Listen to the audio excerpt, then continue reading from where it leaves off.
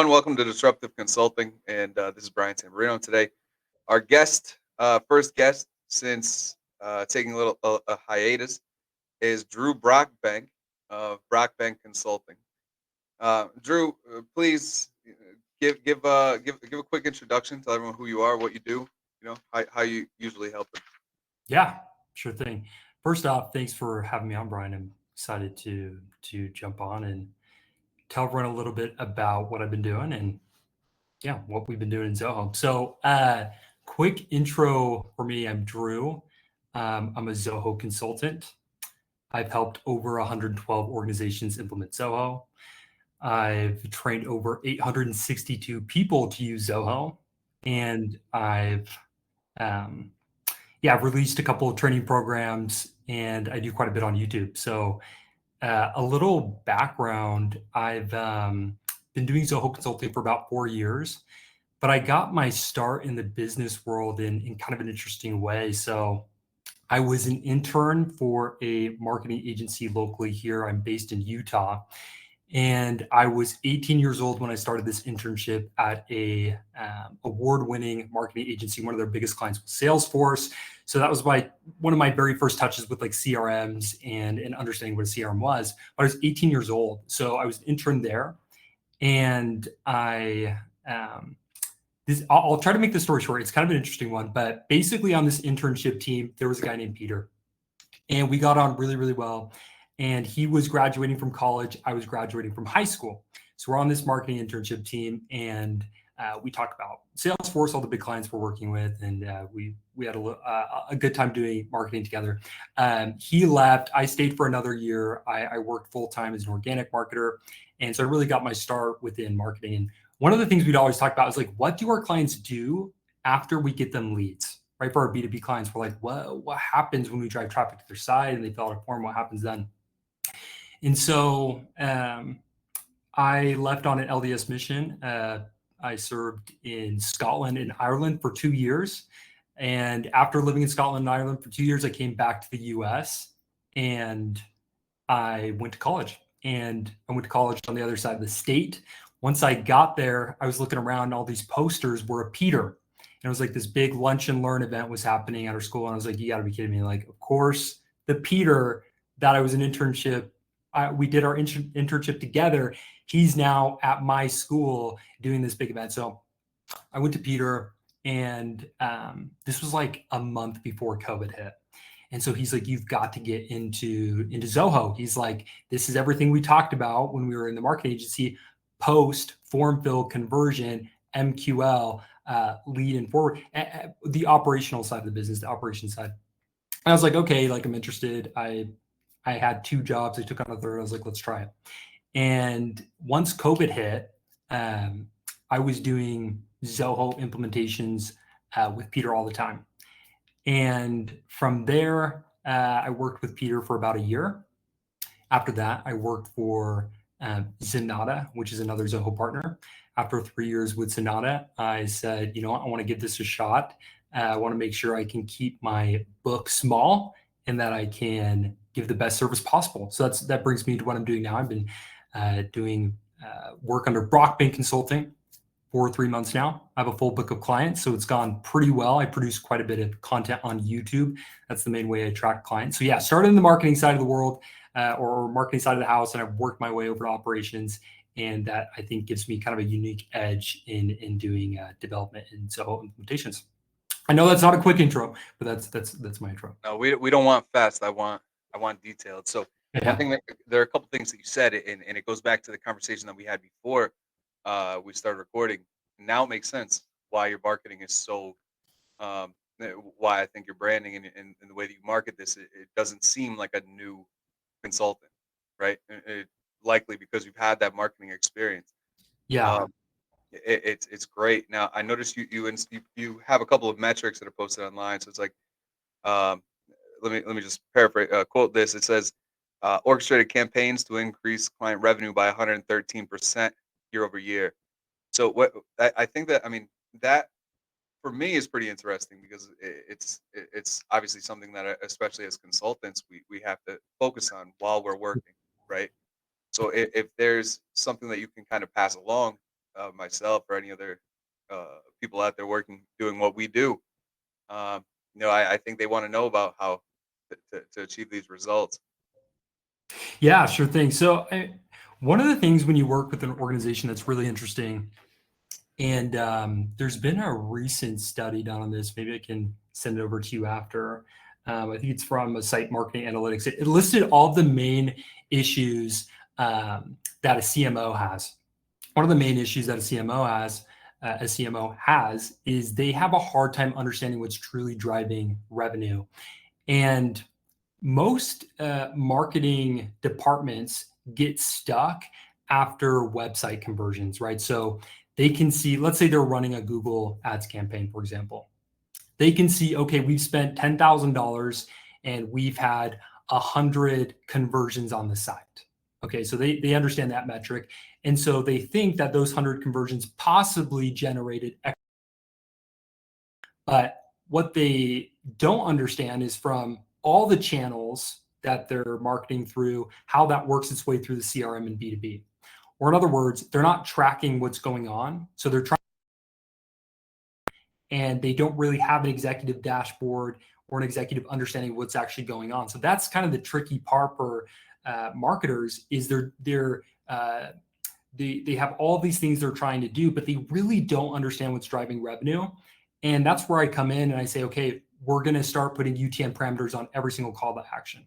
We're going to make sure that the web form, on every single web form you have, grabs those UTM parameters and passes them to the CRM. We're going to make sure that your CRM is logically organized from left to right. The entire system is organized from left to right in Kanban views. That way we can display your customer journey in a logical format in a dashboard and show you from left to right how much you've spent on marketing and how much that's generating for you. And so really what I'm doing is I'm just showing what's working, right? Because most people just don't understand that. Once you have a proper setup, you can immediately see what's driving revenue for the organization. You stop spending money on what's not working, you double down on what is working. And so I don't think what I'm doing is really revolutionary. Department and a sales department saying, these are your ideal clients, these are your ideal customers. Let's double down on the channels that are working for you, and let's kill off these losers that you're spending tons of money on. Let's stop spending money on those. So yeah, that would be my advice to anyone who's getting into like the Zoho implementation side of things, CRM implementation side of things. Make sure you have a coherent marketing tracking strategy, or you're just going to be flying blind the entire time you're building a system. Right, and sales strategy, right? It's hand in hand. And I think that's kind of why I liked the content that you published online, right? Not only the YouTube videos, but which I want to talk about in a moment. But I noticed a lot of partners have a very specific focus: the service industry, the financial industry, I don't know, accountants, something like that, and they build one software and they market only that. Yep. And you don't, right? And I don't either. My focus is operations because my background is in operations, right? So I think that it gives us it clearly gives us an advantage because now we're talking about something that applies to all businesses. Revolution, using this technology to kind of bring this up to date. I actually, interestingly enough, someone contacted me the other day. They've been using Zoho for 8 years. They've never automated. So their question was like, how can you make this better? And I was just thinking, from an operations perspective, not having an update or any automation for the last 8 years. Obviously that other than the typical updates that they push, but not really updating forms, not having any automation for the last 8 years. That could change a lot, right? Mhm. We could change a lot. So no, I appreciate that. Now we mentioned YouTube. So what you want to tell, like what do you offer on YouTube? I know it's like free training, free video. What if you want to dive a little deeper? I'm interested in hearing. Yeah. What kind of content? Yeah, happy to. I want to touch on what you just said because I think that's very relatable with Zoho as well, and I'm happy to jump to YouTube as well. So with inevitably with all my clients, Zoho is like this gold mine that people get in. They're like, I want to take advantage of what's here in Zoho, and they'll ask you, like what should we automate? That's like asking how to, it's just a very big question, right? Where do we start with automation? And kind of a preface to my answer to that question is Zoho will always be this game of strategy where you have unlimited options for what you can do. There's 50 plus applications in Zoho 1, and there's thousands of features per application. So good luck doing everything. You don't have the time to implement and improve every application. And so you've got unlimited options and limited resources. And all Zoho is this game where you say, here's our limited resources. Where are we going to apply those options? And so what I found is when you lay the groundwork and say, hey, what is the high level process? What's your high level sales process? What's your high level customer service process? What's your high level marketing process, right? That's essentially revenue operations. Once you lay that out and you have a graph that shows you how well your process is performing, it becomes very apparent what the current bottleneck or constraint of the business is. And that's where you apply automation. That's where you apply improvements. So you're not doing it blind anymore, but you kind of have a graph to go off of. And so that's what the reason I bring that up, Brian, is that when I have that discussion with my clients, I'm like, let's go to the executive dashboard and see how well the business is performing. And I say, well, look, we have a 60% drop off between marketing ready leads and sales ready leads. What's happening? Let's talk about the process. And then we could strategically apply our efforts instead of saying Zoho came out with a new feature in Canvas. Maybe we can play with that. It's like, let's be as strategic as possible with where we apply efforts. So anyways, not to go on a rant there, but I thought that was interesting. I'm like, I encounter that every sales call, every time I hop on a call with someone, inevitably that comes up. Where would you start with here? Well, I'm like, let's look at the data and make a decision from there. Yeah, so someone just asked a similar lead. Someone just asked me the other day, what do you think this would cost? And I mean, first the question always comes down to, in a perfect world, how would you like to improve?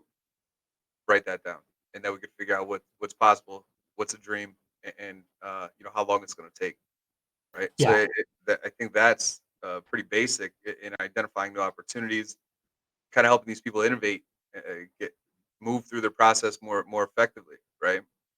Yeah. Yeah. And I think this is a good lead into YouTube. And this is a big reason I'm posting. I'm very detail oriented. So I don't go on YouTube and post like 5 to 10 minute videos or 30-second reels. I mean, I'm putting 2 hour videos, like full length courses on YouTube to kind of solve that problem, which is people will come to you and they'll say, well, I want to set up Zoho and I want to make some improvements here. And it's like, okay, where specifically do you want to focus? And they're like, you tell me. And I'm like, well, I'm not vertical. I'm vertical agnostic. So we need to have some idea of where you want to go. I can help you detail the objectives, but tell me what the pain points are, what you're trying to achieve. And they're like, I don't really know. So the goal of YouTube for me is to show you what Zoho is capable of doing so that you have some inspiration behind where you're trying to go. You have some details for where you're trying to go. And so I make quite a bit of content around the core applications in Zoho. When I say core applications, I'm talking about the Zoho applications that are A players. They're up to snuff. There's some applications, not all Zoho applications are equal. So the ones that are most used and the ones that have the most robust capabilities is where I focus most of my training. But yeah, I encounter that a lot, Brian, where I get on a call and someone's somewhat directionless and they're like, I'm looking for you to give me inspiration on where to take the system. And that's where I'm like, that's all free. Like all of that is free. Let me point you in the right direction for videos. Then they get an idea of what they want. And then we have an engagement, a consulting engagement to detail out the action plan, divvy out action items and move forward. So definitely encountered that as well.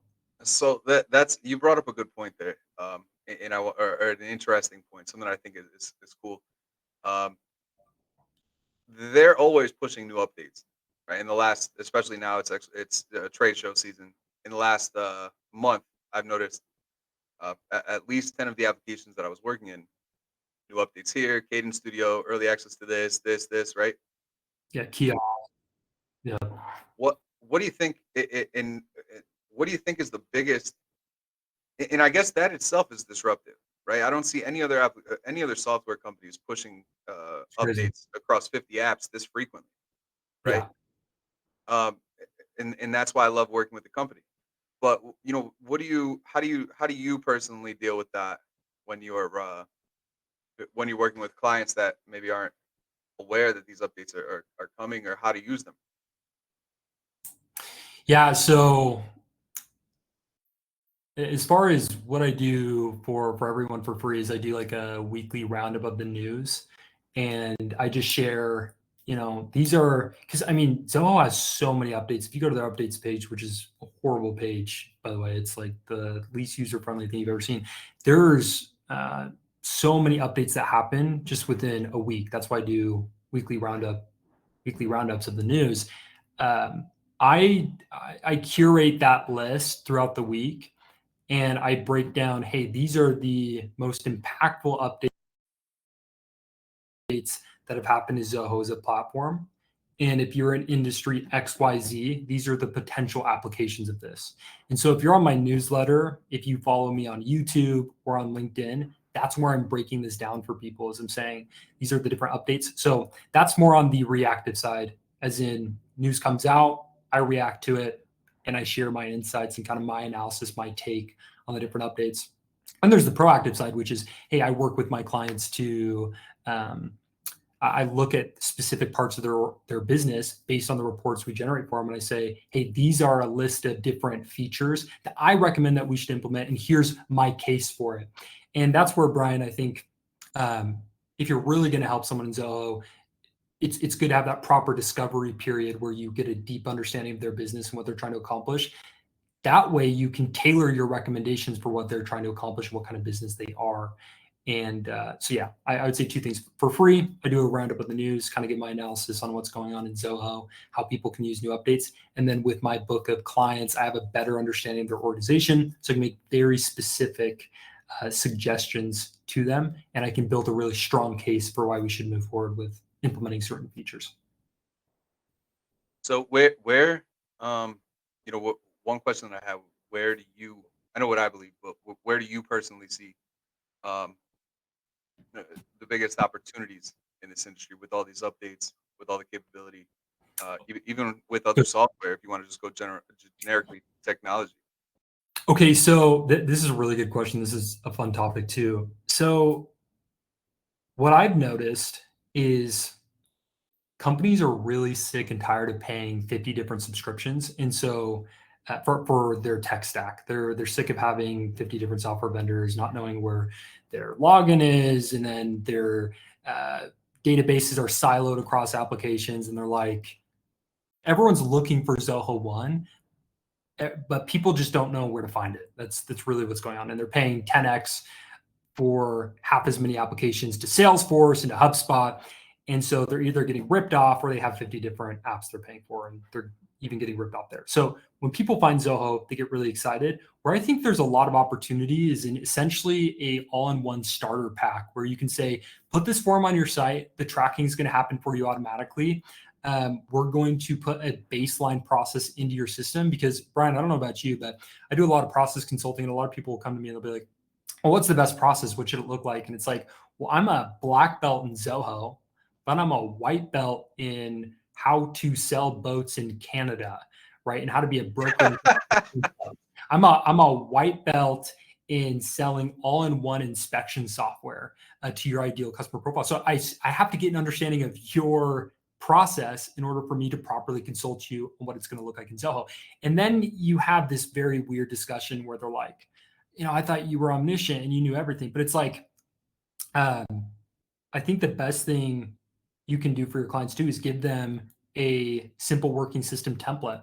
And Brian, you can check this out. Anyone who's listening can check this out for free on all my YouTube videos. Maybe I can send you the link and you can put it in the description for this podcast. I have a journey map document. And essentially, that is my solution to this issue where my clients will say, well, I want to see what other people are doing with their process, their business process. I was like, perfect. Here's a template that goes over from left to right and logically lays out what an ideal sales and marketing process should look like inside of Zoho. It goes first at a high level, it starts wide and then goes deep and detailed. So it starts wide with the general process, then it gets detailed with lead scoring, how to properly go about lead scoring. It goes into how to set UTM parameters up so that you can get effective marketing tracking. It goes over all that, and that's free. So if you guys want to make a copy of that or check that out. Yeah, I'd say that's the big opportunity I'm seeing right now in the industry is people want to consolidate their information in one platform. hence the popularity of Zoho One. But they also, when they get into Zoho One, they're like, oh, I have to add all these applications individually. I have to integrate all these applications individually. I have to set up automations for them individually. Like I set up Zoho campaigns, and Zoho campaigns doesn't have my Zoho CRM data. Like, what's up with that? So I think like a productized, standardized approach to saying, these are the main Zoho apps. We're going to set them up for you. We're going to integrate them for you. We're going to set up workflow rules that everyone asks for over a 2-year period, but we're going to get them done in 2 weeks. And basically, you just anticipate their needs. And I think that's something you can do after you've had. I mean, like I said at the beginning, I've done over 100 implementations of Zoho, and so I can kind of tell when I get a client in a certain situation. I already know what they're going to ask us. I already know what reports they're going to want. I already know what workflows, and so what I call it is Z-Blitz, the Zoho Accelerator Program. That's what I see as a big opportunity. Let's do a lot of development in a short amount of time. Let's call it an accelerator program. Let's get 80% of Zoho implemented right out of the box. That way, we don't implement it in increments and get stalled all the time and prolong development of Zoho for 2 years, which is where almost everyone is at right now. Everyone has a broken tech stack that's not integrated, that they hate using, and they're frustrated with. So that's what I see as a major opportunity. A customized, integrated. You're right. Right. You're absolutely correct. And you know what, I use this as an indicator, the volume of analytics requests that I get, because when I started this, right, it was 7 years ago. I started consulting before I started founded Tangible, and people, I told you my background was in operations and finance, so really what I was doing was reporting, right?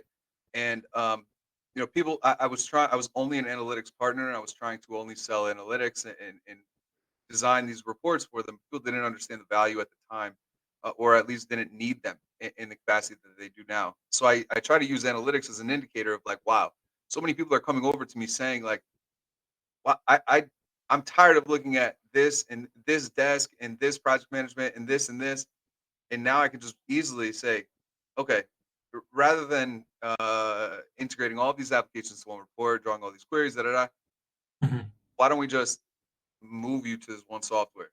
Yep. And it seems they seem to correlate like perfectly. Yeah, and it's this like moral dilemma as a consultant where it's like if you're billing by the hour, you're like, yeah, I love that you have a broken tech stack and none of your data connects and talks to each other. But that's where I think there's this opportunity for, and I honestly think only Zoho One can do it, because only Zoho One has the different suites of application. Only Zoho has had the enough development time to make the all-in-one platform real. Because if you look everywhere, every software company that's competing with Zoho says they're the all-in-one solution, but then you actually consult with someone who's trying to move to Zoho One from their legacy platform, and it's not integrated. They don't have all the applications. They're paying QuickBooks, they're paying Calendly, they're paying all these other software subscriptions, they're paying DocuSign. So no matter where they go, they're just getting lied to. It's like all-in-one platform. Actually, it's all-in-one for sales. And so Zoho actually is in a really unique position. Everyone else is going to catch up eventually. It's getting easier to develop software, and people are getting better and faster at it. But Zoho One right now really is that platform that is all-in-one. It has bookkeeping solutions, inventory management system, sales suite, marketing suite, service suite. I mean, nothing can hold a candle to Zoho in terms of the number of applications you can get for the price. And so that's what I see as the number one opportunity is people are just sick and tired of jumping through 50 apps and paying 50 subscriptions. They're done with it. Yeah, completely agree. Um, you know, so for those people that are interested in consulting or following kind of your path in being this disruptor, or one of the disruptors in this industry with free training and all of this other marketing experience. Um, what advice do you think is like crucial that you give them, like the most important piece of advice, um, based on your experience? Yeah, really good question. So the first thing I would suggest is if anyone's looking to get into consulting, or if anyone's just looking to be, and this feels really weird to say, but after having worked with over 100 organizations, if you want to be invaluable to virtually any organization. First, I think it's just a matter of getting tons of reps. And what I mean by tons of reps is go out to organizations, and if you have nothing to offer, go learn a skill, offer it for free, and get a rep. Get some experience there. Do it over and over again until you feel like you can get paid for it. I mean, I was an unpaid intern for 9 months doing marketing. And I'm crazy in that I've been reading marketing books since I was 14 years old. So if you think about it, for 4 years, I was reading marketing books every day, and I got paid for it after having been essentially a slave for a year. So I got as many reps as I could there, took that over to a full-time position, came back, rolled it over to Zoho. And so get experience. And a lot of people are like, don't ever work for free. I personally don't think that's a sound strategy. There's some people that are just looking to get started. They do need to work for free initially. That's just my opinion. And then the second, I'm sorry to interrupt. I you're completely um, agree with what you just said, and that's been my experience too. So I do a lot of municipal consulting, and I needed to get deeper into reporting, and I wanted to get into some economic development stuff, grant writing, a couple of other services that I offer. Right. yeah, The first thing I did when I started consulting was I went to a couple different town halls. So I'll do this for free. I went to a nonprofit. Hey, I'll do this for free. Right. People that needed my assistance. And I just started to do free work. And I took on that attitude. And obviously it clearly worked. Right.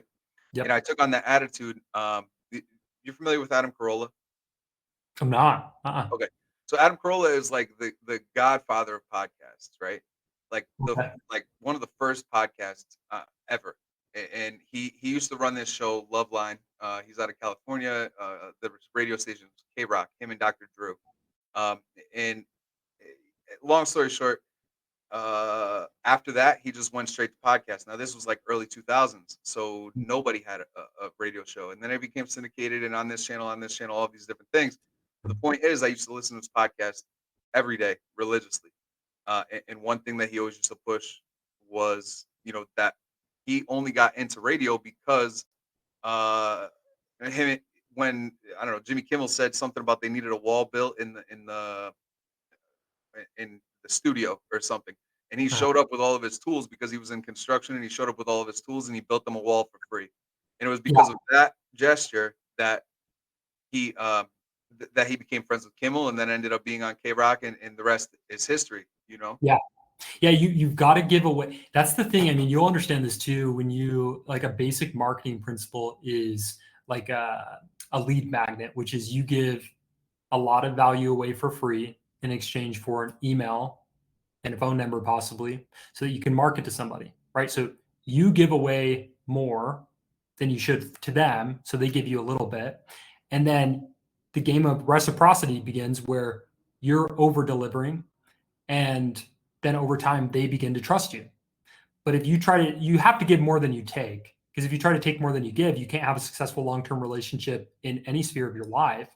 So it just makes sense that that would work in business, right? Someone doesn't know you or trust you and you're not established, they have no reason to trust you. So you have to build that trust by giving more than you take. And that's where I feel like nowadays I hear that no one wants to do that. No one wants to get in there and work for free. And that I totally get why, but I'm like, I think it's a short-term sacrifice to ensure long-term success. The other thing that I would say too is you've got to learn how to reason really well, and that a lot of people seem like they have it all put together and it's very black and white to people with a good understanding. But you've got to learn how to, when you get into a room, if you're going to do B2B, if you're going to do consulting, you've got to learn how to get in a room and build a strong case for what you're suggesting. And when I've worked with other organizations, it's like clients hate this. If you go to them and you say, well, maybe we could do this, it'd be interesting. They're like, no, like you're the expert. You tell me what we should be doing and why. And they like feeling like you can take the wheel. And so it doesn't mean you have to be like ultra authoritative when you're in the meeting. It's just build a strong list of reasons why you think you should go in a certain direction, and clients will love you forever. They love when someone can go in there and take charge and have really good reasons behind the suggestions that they give. So those would be my two things. The latter is just something I've been thinking about recently. I'm like, clients just love when someone could take charge and they can lay out their logic for why they need to go in a certain direction. And then number one, the only way you can get to that point is if you have lots of experience under your belt and you're established. So those would be my two main suggestions for anybody. That's killer, man. I love that. Before we wrap up, if you have any events or webinars or anything that you'd like to plug other than the YouTube channel, which we'll include the link in the description of this episode when it's dropped. If you have anything else you want to promote, feel free, and then just kind of tell everyone where they can find out more about you. Connect. Yeah. Thanks for giving me the opportunity. I appreciate it. So the first thing would be YouTube, and just go to YouTube, search Drew Brockbank, and you'll find my YouTube channel, a lot of my free training there. So that's the first thing I can offer anybody. The second is, if you go to any of my YouTube videos, maybe I'll give Brian the link to throw in the description here. I also offer a template for how I approach building every system I've ever built, along with templates for building UTM parameters and building your process. It's really tough to document processes. I've made it easy with this template. It's called a journey map. You can make a copy. You don't have to give me your email or anything. You can just make a copy. So that's another thing I can give you. The third thing would be Z training. Now, Z training is my curated knowledge of doing 100 implementations of Zoho, over 100 implementations of Zoho, and a very logical process that anyone can follow to implement their all-in-one solution for their organization. That is free. It's extremely detailed. It's on my website. If you go to drewbrockbank.com and then go to Z training, it's just a tab up at the top. You can find that. Again, that's completely free. You do need to put your email address because I have all that information in a learning management system. So the only way I can give you access is if you give me your email. I'll send you an email and then you can access that. So those three things, go ahead and check me out. If you need a more detailed understanding of how you can use Zoho, you can also book a free consultation. But that's what I can offer to anyone who's listening. So go ahead and check it out. All right, thanks, man. I really appreciate you coming on today. Yeah. It was a fun conversation, and I think there was a lot that we could take from it. So, let's connect again. But until next time, this was Disruptive Consulting. Okay, thanks, Brian. Catch you later.